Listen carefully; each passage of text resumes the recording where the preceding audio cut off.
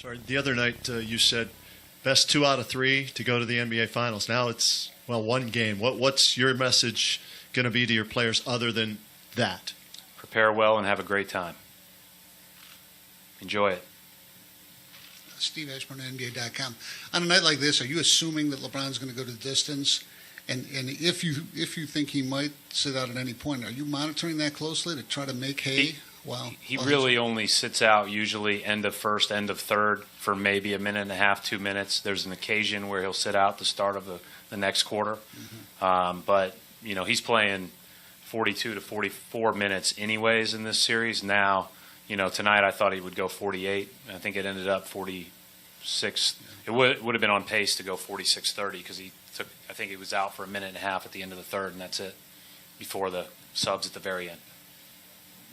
Coach John Schumann, NBA.com. You guys went to Horford a lot in the post in the first quarter, and they doubled a lot. And were you happy with the way you guys reacted to that? And did you feel like you went to Horford in the post enough after the first quarter? I thought that was good at times in the first quarter for sure. I thought our spacing was excellent, the way we moved it out of the double. I thought that the rest of the night when we posted, I didn't think we were as poised coming out of the double. Not necessarily Al, but just our whole five-man alignment in general wasn't as good. But, you know, when they're doubling, you've got to be ready to be a passer out of there, and Al's a very good passer.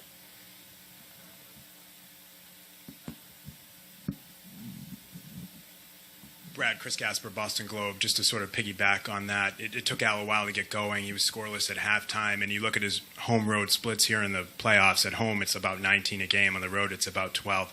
Is there anything you guys can do to get him going earlier, particularly on the road? Not that that's an issue now with Game 7 at home, but just getting him going.